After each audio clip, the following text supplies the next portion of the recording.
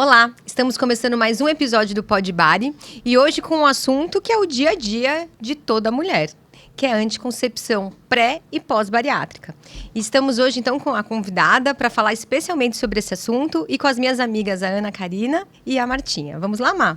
Vou começar então agradecendo os nossos parceiros, a Ginga.store, a Suprimed Nutrition e a SciTech Medical. E eu hoje tenho o prazer de chamar aqui para ficar com a gente a minha amiga de coração, desde a escola, né, Fê? Doutora Fernanda Tissot, uma ginecologista fantástica, minha ginecologista, minha obstetra, e que veio hoje bater um papo super importante com a gente, né, Fê? Anticoncepção na bariátrica é um assunto que dá pano para manga, né, meninas? Tem que saber, tem que conversar sobre isso, né? Bem-vinda, Fernanda. Bom dia, Marta, bom dia, Ana, bom dia, Karina. Um prazer estar aqui com vocês para contribuir com a saúde feminina das nossas pacientes. E a gente podia começar com antes da cirurgia, né, que já é um tema. Total, porque muitas vezes até quando as pessoas nos procuram, né, no pré-operatório, e tem muitas mulheres que têm essa questão de falar: ah, doutora, eu não menstruo há muitos anos. Ou até, né, Fernanda, eu tenho só escape. Tem mês que vem, tem mês que não vem. É sempre um ciclo menstrual muito doido, né? Isso tem muito a ver com a obesidade, não é mesmo? Tem a ver porque a gente tem um metabolismo hormonal ali no tecido gorduroso, né? E aí a gente acaba tendo um desequilíbrio e muitas mulheres acabam não ovulando regularmente. Então, passam meses sem ovular. Então, quando a gente não ovula, consequentemente, a gente não menstrua. Então, por isso que as mulheres, quando estão aí nessa preparação pré-cirurgia, elas muitas vezes vêm com a gente sem realmente ter um ciclo menstrual regular. E até mesmo tem, acho que é corriqueiro aqui do nosso dia a dia também, várias pacientes, Fernanda, elas vêm. Ou elas tomam alguma pílula porque elas, mesmo sem tanta confiança, né, assim, sem tanta esperança de gestar antes da bariátrica, elas tomam para se proteger. E é muito comum também a associação da pílula com a SOP, que é muito comum no nosso dia a dia de cirurgia bariátrica, de obesidade. E essas mulheres sempre vêm, mesmo sem menstruar, tomando anticoncepcional. E aí, eu acho que é importante a gente entender um pouquinho o que fazer, né, nesse pré. O que a gente não, né? O que você, como ginecologista, pode dar para elas tomarem cuidado e estarem orientadas de que caminho tomar nesse pré-operatório também. Certo. Então, além da questão da anticoncepção, que é muito importante, né? Porque mesmo não menstruando e não ovulando regularmente, eventualmente elas têm em algum momento uma ovulação, sem uma ciclicidade, então não dá para prever, não dá para lançar mão, por exemplo, de métodos como tabelinha, ou qualquer coisa do tipo, né? A gente, então, tem que pensar na questão da segurança para também diminuir riscos, né, tromboembólicos e também a longo prazo, aquelas mulheres que de repente acabam ficando muito tempo sem menstruar, tem um risco maior de ter câncer de endométrio, né? Então, a gente tem que pensar nessas duas questões, tá? Na questão do risco tromboembólico, de risco para trombose, a gente tem que não priorizar o uso do estrogênio, que é o que a maioria das pílulas acaba contendo, né?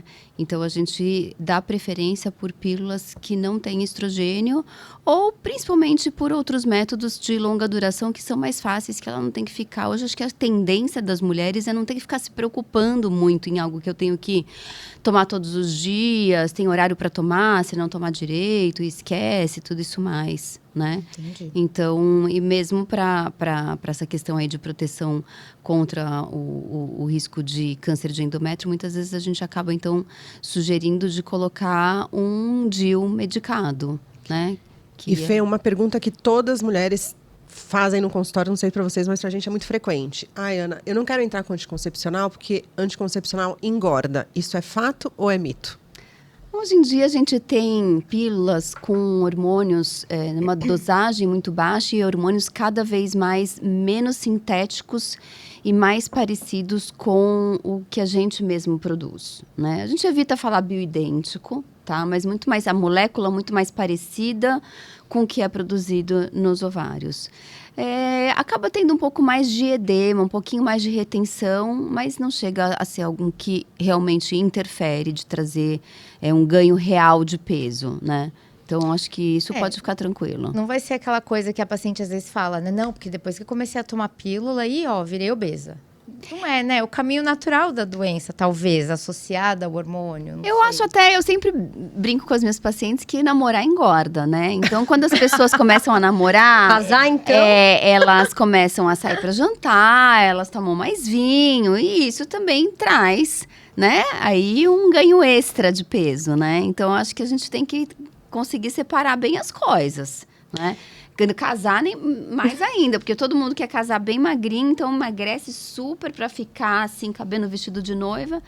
E aí depois que casa, comida gostosinha todo dia, e toma um vinho aqui, outro ali, e acaba, eu me lembro que foram 10 quilos a mais depois que eu casei. Assim, né? Sem mexer no método contraceptivo. Então, a pílula não tinha culpa, né? Também acho. Eu acho que a gente tende, na obesidade, buscar um agente externo. Porque como grande parte horrível, hein? Grande parte da população não entende a obesidade como doença, então, bom, o que aconteceu na minha vida que causou isso? Porque não tenho isso dentro de mim. Então, foi porque depois que eu engravidei, foi depois que eu comecei o anticoncepcional, foi depois... Tem sempre algo externo que a pessoa coloca ali naquele momento da vida para justificar o que é algo 70% genético. E o ambiente ele pode ter favorecido de alguma maneira, mas é o que a Fernanda falou, né? Tem tantas coisas acontecendo ao mesmo tempo, né? Mas o anticoncepcional é fácil, né? Que parece que eu não tenho culpa nenhuma. Então, vem essa fala que bate muito com obesidade não doença, né? Conforme a gente for acreditando e trazendo essa informação de que a obesidade é uma doença, grande parte fatores genéticos e o ambiente favorecendo o controle ou a progressão da doença, vai cair por terra essa ideia de que não posso tomar isso que engorda, né? Total. Eu acho que essa é uma questão.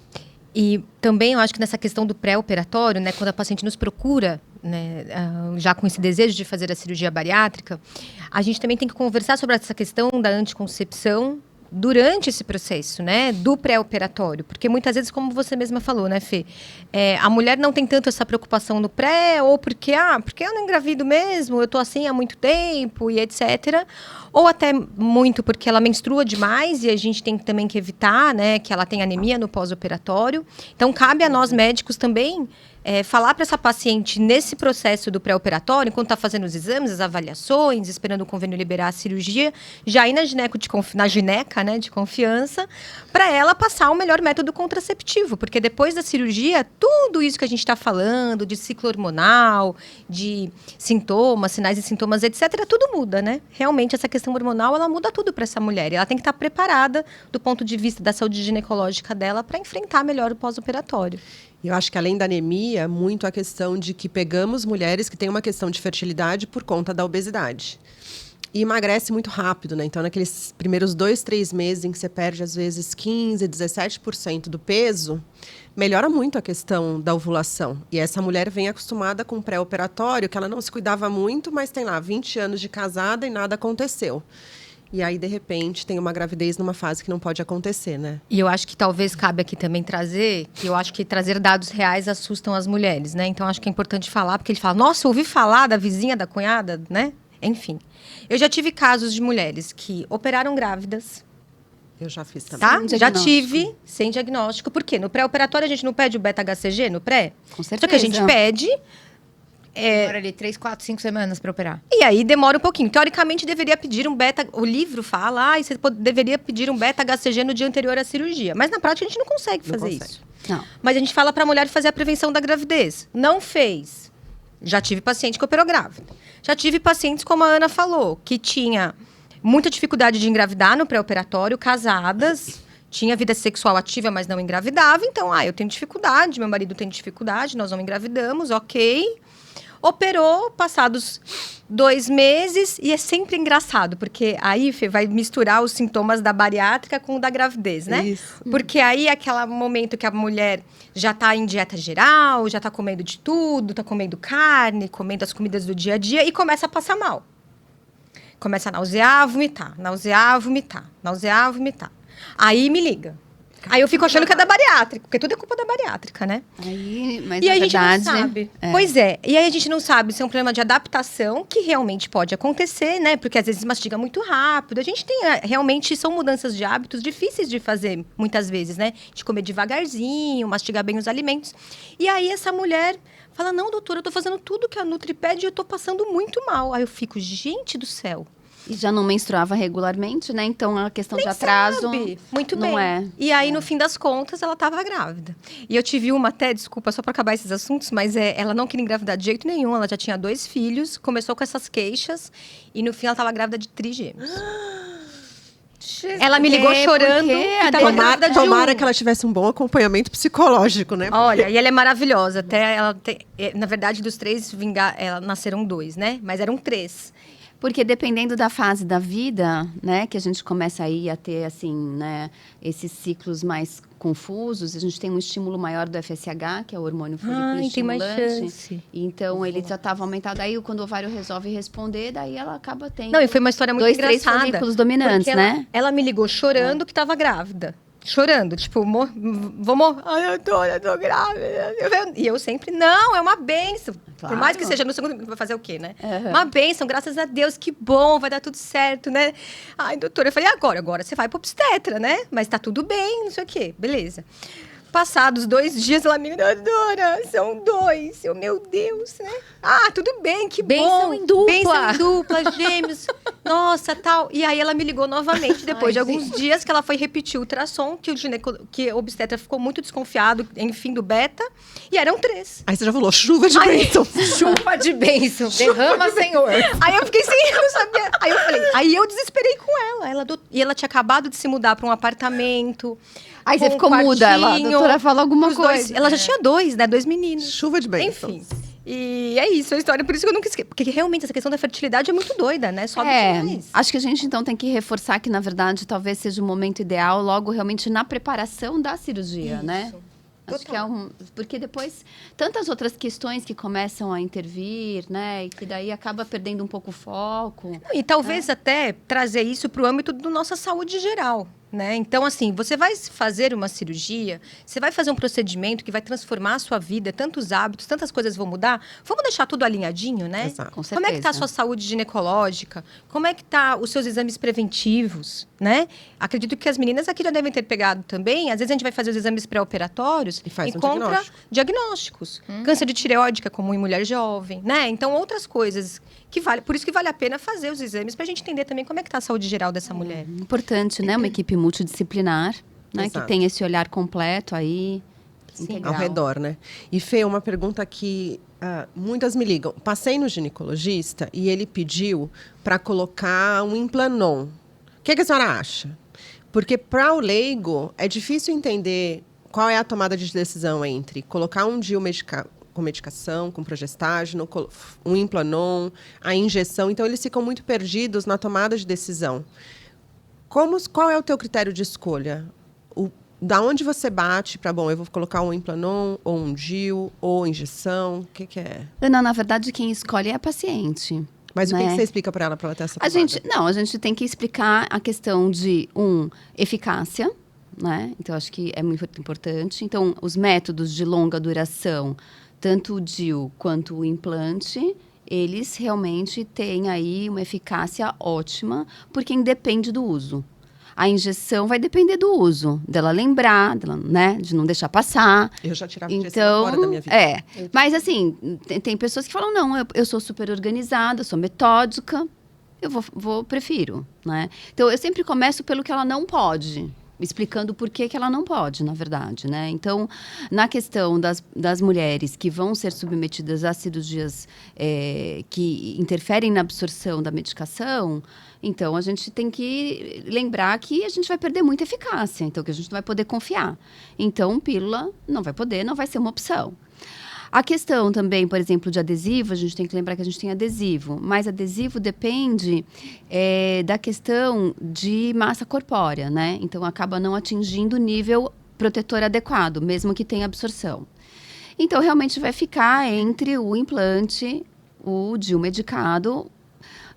A gente evita muito o DIU de cobre pelo fato da depressão de ferro, né? Porque vai voltar a menstruar e acaba menstruando muito mais por conta da presença ali do DIU, pelo menos nos primeiros 6 meses até a adaptação. É uma realidade. Eu tenho uma caixinha de perguntas essa semana. A paciente, no 2º mês, PO, colocou um DIU de cobre. Nossa. E aí a pergunta dela é, doutora, o que aconteceu? Que depois da cirurgia eu tô sangrando muito. Coloquei o DIU de cobre e não tá resolvendo. E eu, Como Sim, assim? não pode. Então não é. Então não, Eu acho que não seria uma é contraindicação. isso. Eu falo para o meu paciente, Também acho. bariátrica é uma contraindicação, o DIU de cobre. Fala É, então. a mesma coisa. Cobre acho- prata, que existe o de prata também, que eu fiquei sabendo, que eu nem É, sabia. mas Não, uma paciente que me contou. Sim. Eu nem falei, jura, tem? Ela tem. A proposta seria que o DIU o DIU de prata com cobre sangraria menos, mas na prática a gente vê que é muito similar. Eu mandei ela tirar, inclusive. Isso. Então, na verdade, não só nessa situação das mulheres que vão ser operadas, mas em todas. A gente vê toda a história clínica, o contexto, né? E vê o que ela eventualmente... olha, isso daqui não pode. Então, o que ficou? Então, ficou essa opção. E aí, a gente explica, né? Que o implante, ele tem uma duração de 3 anos.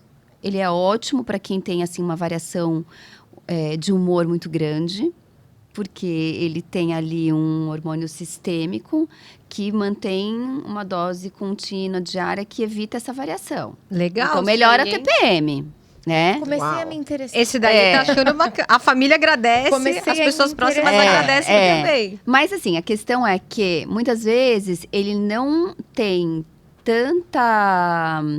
tanto resultado de ficar sem menstruar, como, por exemplo, o DIU medicado convencional Mirena. Ele sangra, então. Todo mês você ele- vai sangrar. Então, 50% das mulheres param de menstruar, ficam Com sem implante. menstruar. Tá. Os outros 50% não tem uma regra. Pode ou menstruar, continuar menstruando, ciclando, né? Ou começa aquele padrão irregular de escape, Que é muito ruim. que para algumas mulheres incomoda demais, né? Então, e não ajuda a pele.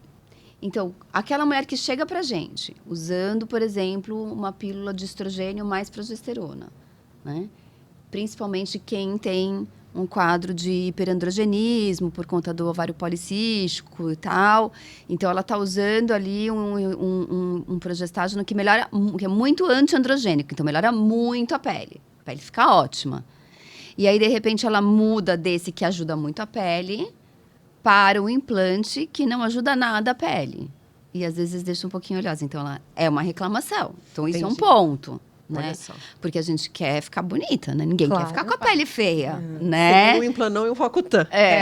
Aí não dá. Então, esse é um ponto do implante, entendeu?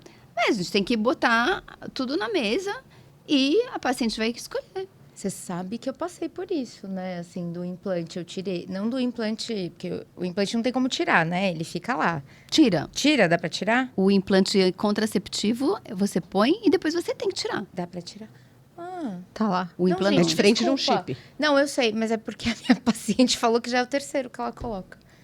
E que tá... Eu falei, mas e aí, tirou? Ela não, fica lá. Eu falei, Será que a médica, depois que tira tudo de uma vez? esse que O implanon? Aham. Não, a gente Fiquei na costuma- dúvida Não, a também. gente tem que tirar. É muito Fiquei possível que super ela na tenha dúvida. tirado na mesma hora que ela colocou, então na cabeça ser. dela ela só não, colocou. Não, porque só tem a... Não tem. Porque não tem uma marquinha pra tirar? Tem uma marquinha pra tirar. Não, ela Mas só tem as... Bom, enfim, gente. Mas o que eu queria falar é que eu passei por isso. Não foi com o Implanon, mas com o DIU medicado. Eu coloquei e eu aguentei 7 meses, porque a minha ginecologista insistiu muito. Vamos continuar tentando. Pele horrível, péssimo. Mas, assim, não me adaptei. E aí, é isso que você falou, né, Fê? Assim, a gente tem a adaptação de cada mulher. E a minha pergunta... 2 perguntas ficaram aqui na minha cabeça. O anel vaginal, se a gente tem possibilidade de uso para essa paciente que está vivendo ali o momento da obesidade. E pensando no mundo ideal, porque elas me perguntam e eu nunca sei responder. Ah, mundo ideal. Doutora, qual que é o momento da gente fazer o método contraceptivo, por exemplo, o DIU, antes da cirurgia? Quantos meses eu tenho que pôr? Aí eu sempre jogo a bola pro ginecologista. Não, você vai decidir isso com o seu ginecologista. E aí tem uns que falam que preferem colocar após a cirurgia, por conta da mudança hormonal.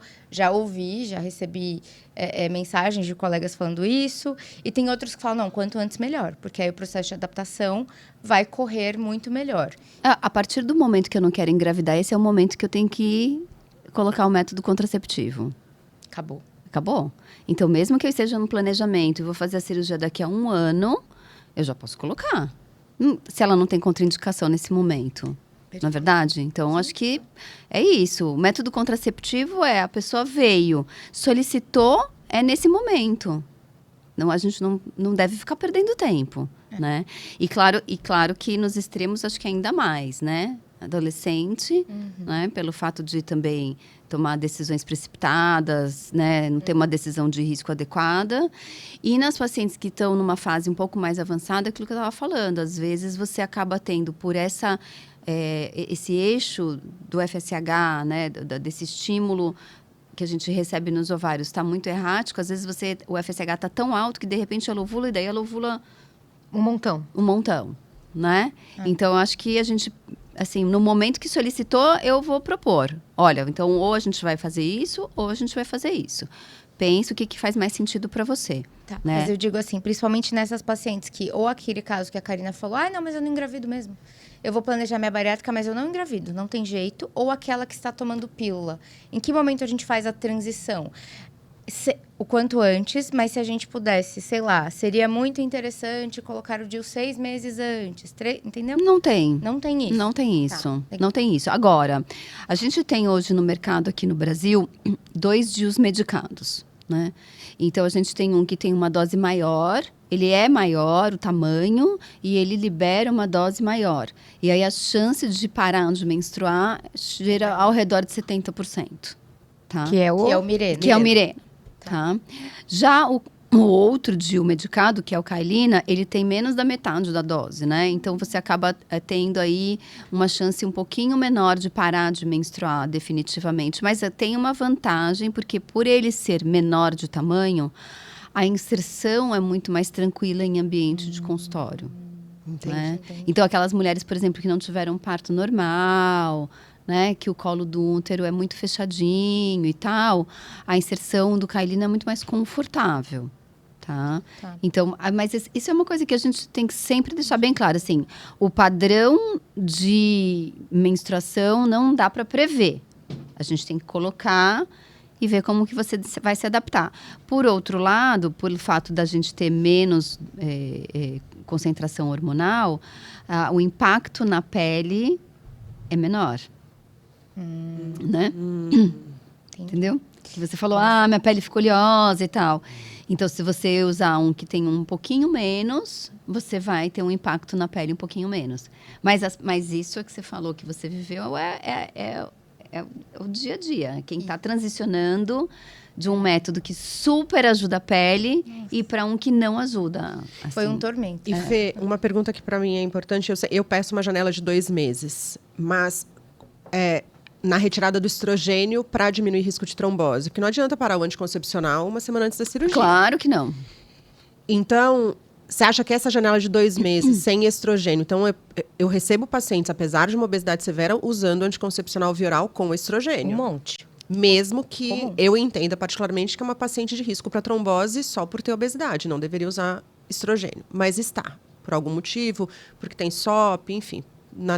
Foi tomada a decisão pelo anticoncepcional. Essa janela de 2 meses é suficiente? É grande demais? Eu poderia suspender com 1 mês antes? Porque, às vezes, o mundo real, mundo do sonho é lindo, mas no mundo real, às vezes, essa pessoa tem um plano de saúde, ela vai ter que passar com um ginecologista, pedir autorização para colocar o Mirena. A gente tem uma janela de tempo que é grande. E ela vai ter uma janela que ela pode nem ter colocado o Mirena, mas eu preciso que ela tire o anticoncepcional via oral, porque tem estrogênio. Qual é essa janela que daria mais segurança em relação à trombose, mas o mínimo possível para ela não ficar sem anticoncepcional? Você acha que dá para ser menos que 2 meses? Acho que não. Acho que 2 meses, né? Eu acho que a partir do momento que vocês receberem a pessoa, né, no consultório, eu acho que a gente podia já começar a sugerir essa transição, né? Porque O meu medo é que, às vezes, a gente tem uma janela que ela não consegue colocar o DIU. Então, a gente tá alguém sem nenhum anticoncepcional usando camisinha. Esse que é o meu desafio. Mas se vocês conseguem operar tão rápido? Não, é que às vezes sim. Dependendo, sim. Assim. Porque ela passa com a gente, eu e a Ana, a gente vive uma situação de uma estrutura de convênio que tem uma organização própria. Então, por exemplo, muito parecida. Esse paciente chega pra gente, a gente vai conhecê-lo e tal, e aí ele vai caminhar no preparo, na jornada lá do convênio, do pré-operatório. E aí, quando ele volta já com uma janela curta de tempo de cirúrgico, de 1 a 2 meses, no máximo. Mas nessa janela, nessa jornada, eu acho que teria que inserir a sugestão de inserir um cuidado ginecológico, É. né? Para ela poder fazer essa transição e já chegar para vocês já com isso resolvido. Sim, adaptada.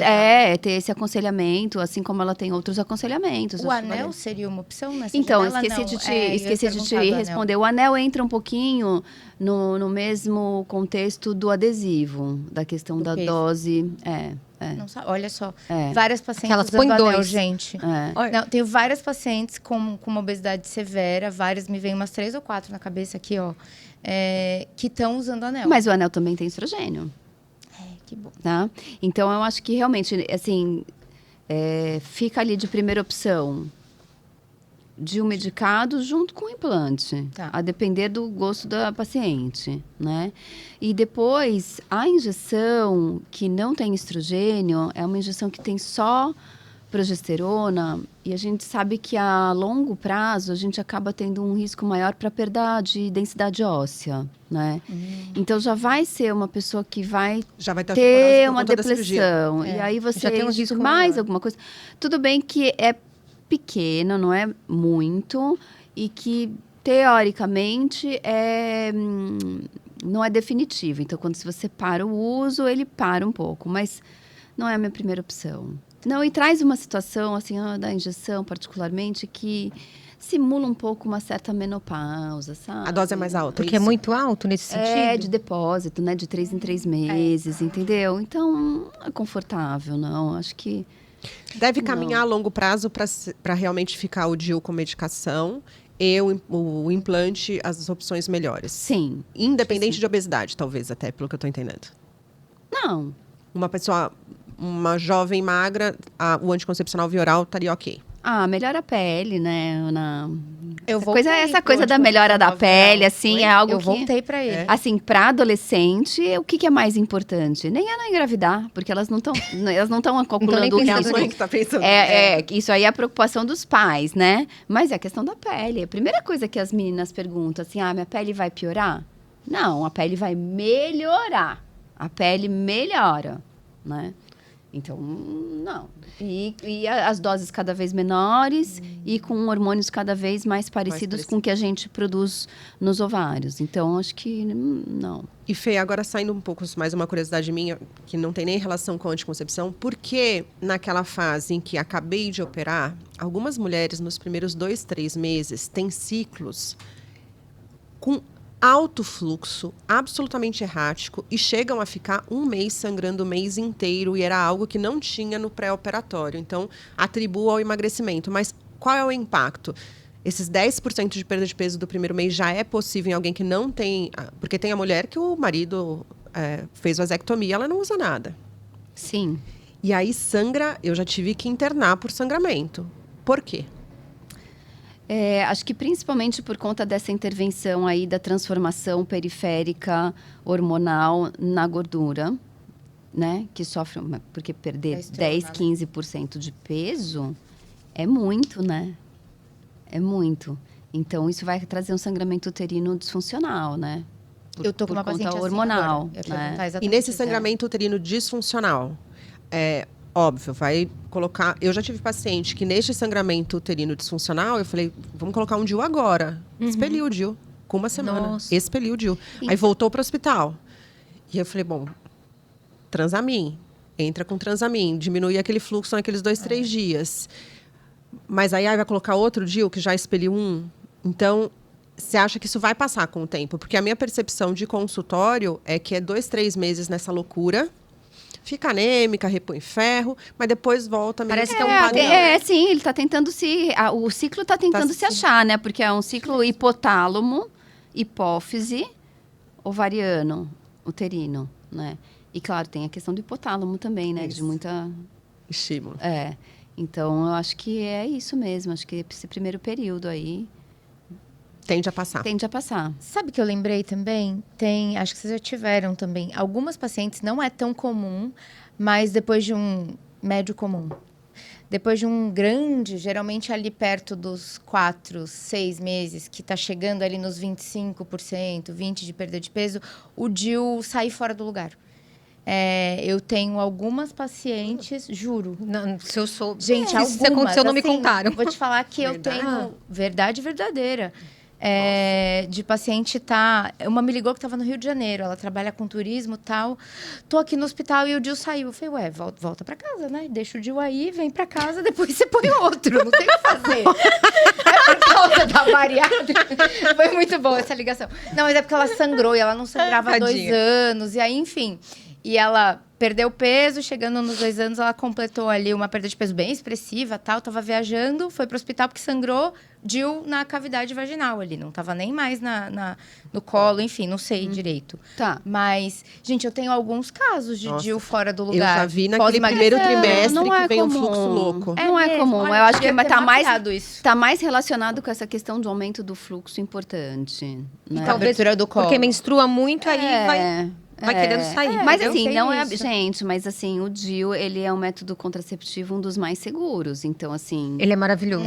Principalmente o DIU medicado. Então, realmente não é comum você perder o DIU. A minha experiência, as poucas que eu tive, foi com mulheres já com fluxo intenso daquele primeiro trimestre, porque realmente tem algumas mulheres que essa desregulação do eixo aí É muito acabou. louca. É muito louco. E eu já falo, os primeiros 3 meses vai ser loucura. Eu falo. E aí, nesta hora, já colocar o DIU nessa vigência desse fluxo muito intenso, porque às vezes elas ficam 20 dias, sangra 5, para 2, sangra... né? Aí, nessa hora, perde, pelo fluxo. Sim. A única experiência que eu tive foi É comum a gente ver também, né? As pessoas que operam, aí passa, sei lá, 5, 7, 10, 12 dias, ela te manda mensagem e fala: oi, doutora, bom dia, tudo bem? Olha, dessa dia eu tô ótima, viu? Mas a minha menstruação veio agora e não era pra ter vindo hoje. E tô sangrando, mas é igual menstruação. O que eu faço? Mas tá saindo coágulo, muitas vezes. Então, assim, ela percebe que não é a menstruação normal dela. E é esse boom, né? Quando a gente fala do boom hormonal que a bariátrica traz para melhora de metabolismo, resistência insulínica, isso e aquilo, blá, blá, blá, o ciclo menstrual também, né? Porque realmente é uma questão, é o eixo, né, do nosso cérebro com o ovário, que conversa com todo o nosso organismo. Nós somos um todo. E talvez esse momento dessa menstruação irregular é um sinal de que olha como tudo em você está mudando mesmo. Então, irão existir esses 2, 3 meses que tá tudo muito louco. Essa é a verdade. É que isso é o tudo muito louco que você tá vendo. É a percepção do que você tá... Você tá vendo você menstruar diferente. Você tá vendo que o negócio tá diferente como você é. Mas, na realidade, o seu corpo todo tá mudando. E você tá percebendo isso, né? E depois adapta. Como tudo no ser humano. Tem aquele boom e depois existe o equilíbrio. E depois equilibra. Acho que é por isso tão importante, então, fazer isso o quanto antes possível da cirurgia, né? Exato. Para estar mais compensadinho ali, para aquele endométrio estar bem quietinho, entendeu? E para ela também não tá assim, aí fica confuso para ela, né? Por que está acontecendo? É por causa da cirurgia? É porque eu mudei agora, né? Então, acho que nessa caminhada, nessa jornada aí multidisciplinar, né? Introduzir aí um cuidado ginecológico, acho que é fundamental. Mesmo para fazer o rastreamento de tudo, né? Vai ter um público mais desafiador, que é aquela mulher que chega para o tratamento da obesidade, já vem ali há anos tentando, mas o que motiva ela a buscar a cirurgia, e esse grupo não é tão pequeno, é justamente a fertilidade. Então, eu estou lá com meus 36, 37 anos, estou há 2, 3 anos tentando engravidar e não conseguiu. Procurei um médico que fala que a obesidade é um problema, estou com insulina alta, bom, então você tem que emagrecer porque vai melhorar. Então, ela chega para fazer a bariátrica porque ela quer engravidar daqui a 1 ano. Sim. E esse público não é tão pequeno. Essa mulher, talvez, o Implanon saiu, o DIU medicamentoso ela não vai ter como uma boa opção, porque, teoricamente, ela vai ter um custo para um método que seria maior. Você ainda indicaria esses métodos com a retirada depois de 1 ano? Ou você, aí, neste caso, pensaria numa outra opção? Porque esse público não é pequeno para a gente.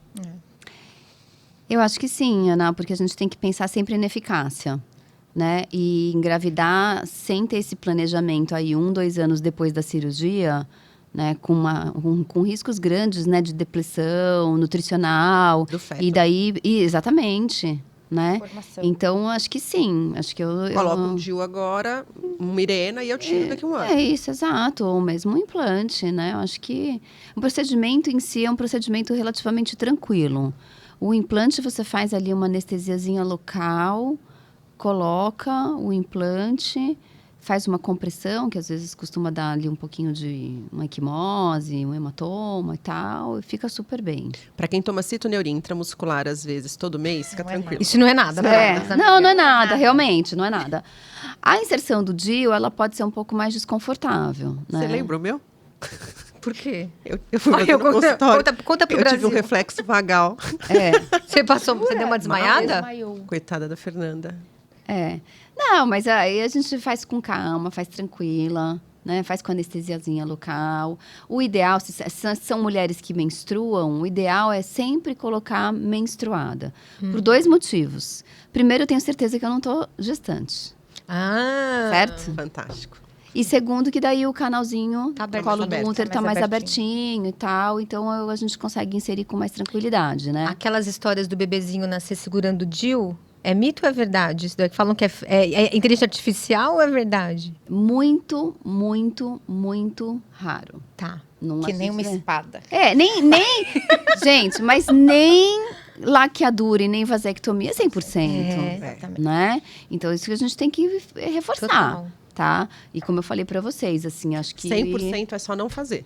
É, aí 100% é só só não não ter ter relação. relação. Mas isso tá fora do Do plano da do qualidade plano de vida. Da qualidade de vida, né? Às vezes eu falo, olha, você tá com algum método anticoncepcional ou não? Aí eu arregalo o olho e falo, não, pelo amor de Deus, precisamos pensar nisso agora. Aí a pessoa fala assim, mas eu sou casada com uma mulher. Eu falei, então tá bom, nessa aí eu acredito. Mas se você mudar de ideia, me avise.